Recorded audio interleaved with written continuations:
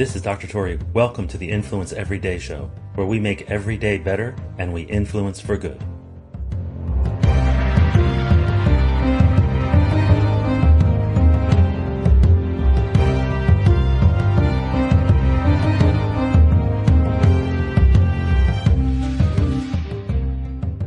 I recently started to share some of the concepts in my upcoming book with my coaching clients, some of the book club members, and then some of my colleagues and friends and other people that have been interested in influence and persuasion, moving people. And so the book is all about hypnotic gifts, how to change someone's life in a single conversation. But what's really interesting is when I started to break down the model for people, something kept coming up again and again and again. And it's really interesting to me because I kept hearing the same phrases over and over again.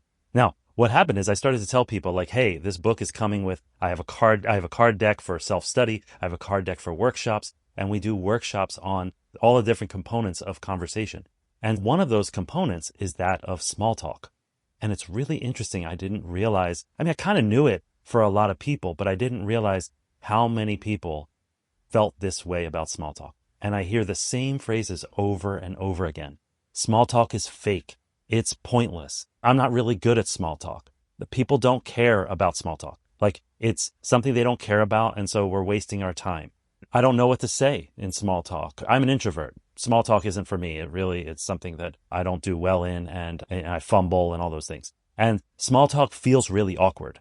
That's probably one of the more common ones. It feels awkward and I'm not good at it. I need to be interesting in small talk is one of the thoughts that people have. And then small talk is just for networking, and sometimes it feels manipulative because oftentimes the other person has an agenda. Or you feel like I have an agenda, like I'm trying to connect here at this conference or wherever the networking event is. And then others just say, it's just not natural for me. It's just not who I am. What's interesting is all of these things follow the patterns of what we call limiting beliefs. If you have a limiting belief, it limits your ability to see a different future. It limits your ability to take action on that thing. Every one of these, small talk is fake. Small talk is pointless. I'm not good at it. I'm not natural. I'm an introvert and therefore I'm awkward at it. All of these things. These are all limiting beliefs. They freeze you in taking any sort of action. It's a belief that if you hold it, it impairs your ability to improve at the thing. You can't even see a different future if you actually believe these things.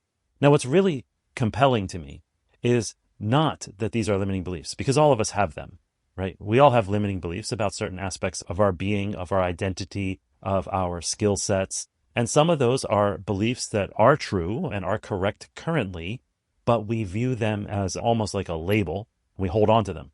But what's really interesting is what lies underneath. This is something that if you are scrolling through Instagram or LinkedIn or wherever, and you're looking at all these things about limiting beliefs, oftentimes people neglect the part that precedes the limiting belief, meaning underlying every limiting belief is a set of assumptions. So small talk is fake and pointless has certain assumptions under it. The assumptions might be that authenticity only comes from deep conversations.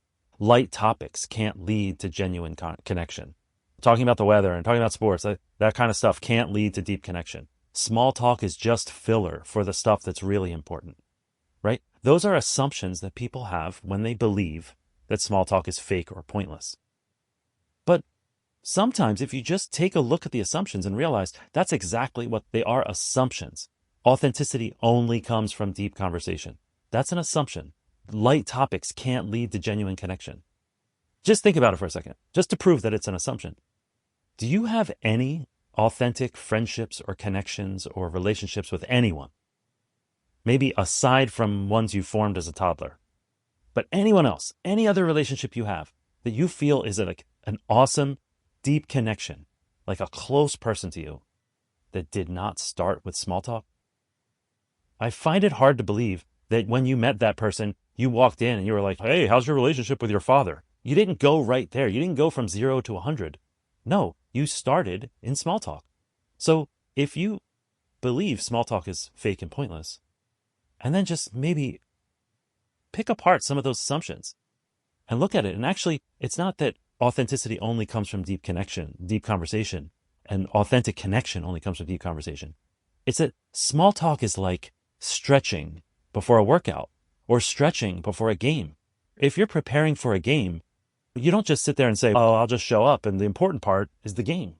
The important part is scoring. The important part is defense. The important part is performing on the field. No, there's a warm-up. There's always a warm-up. There's always stretching. Small talk is like that. It's like the warm-up. So you get to other things like, I'm not good at small talk. Okay, let's look at some of those assumptions. Small talk is a skill you either have or don't. That's an assumption. If others are naturally better at it, that's an assumption. Being bad at small talk means being unlikable. That is also an assumption. Not only is that an assumption, that is horridly wrong.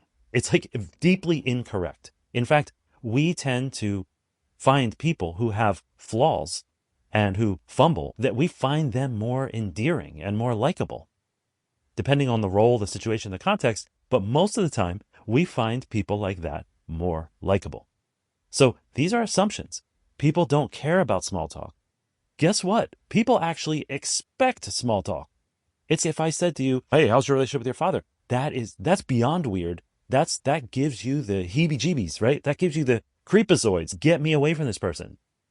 So our assumptions about these things are easily picked apart if we recognize that they are, in fact, based on assumptions. Like small talk is a waste of time. The assumption under there might be that, the only valuable use of time is on productive topics. Well, I would ask you, isn't connecting with somebody, isn't finding all of the connect points that are open to deeper connection, isn't that a good use of time? Small talk is, as I've described before in prior episodes, small talk is like a hallway full of doors.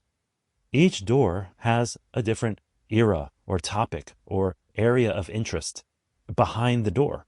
And you can walk through small talk looking at all the doors and find out what are the doors and then choose which ones to walk through. Choose the ones that make sense, that are more connecting, more authentic for you, more productive for you, depending on what the reason is you're meeting, you're greeting each other or having conversation. It's a hallway full of doors. The small talk allows you to see all of the doors that are open to you. If you try to jump through small talk too quickly, A, you might really break rapport. B, you might miss a deeper opportunity along the way because you will have skipped over several doors. So now there are ways to accelerate small talk to get to deep talk, but part of the point of small talk is that you start to establish rapport and establish connection and connect points and likability.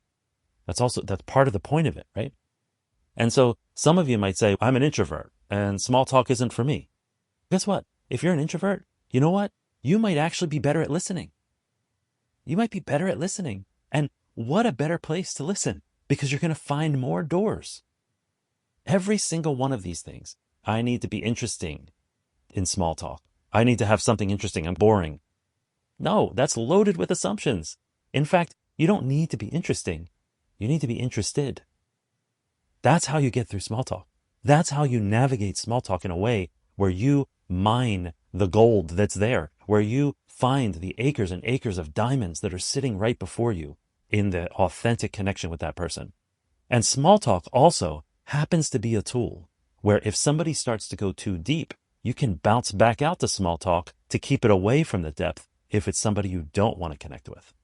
Small talk is an amazing part of the conversation. It is a valuable chunk that is worth developing the skills of small talk. And so like when I'm conducting and designing the workshops around hypnotic gifts, how to change someone's life in a single conversation, a huge portion of the exercise is the experience of small talk, where we go through scenarios and we practice small talk, but we practice small talk in a specific way. Sometimes we stay in it too long so that we experience what that feels like. When it's too long, when it's too shallow for too long, what does that feel like?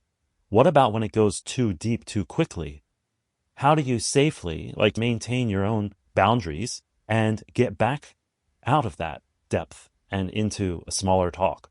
How do you end a conversation?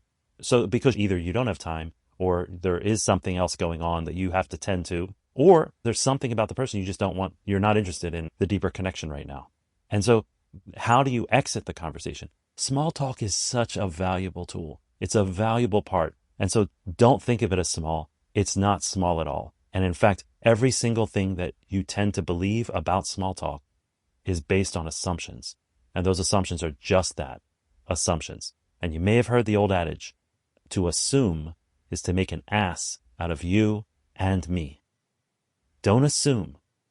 Walk in there with curiosity. Walk in there with interest. Walk in there with, I'm going to level up. I'm going to skill up at this, because conversation is a skill and connection is a skill. And it's how you've arrived at every single one of your deep relationships, every single one of them.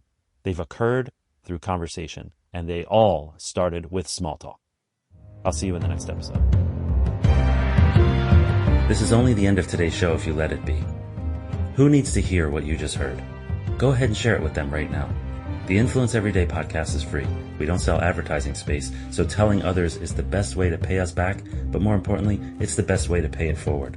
If you enjoyed today's podcast, take a moment to rate and review the show, then check out the additional links and materials that go along with it.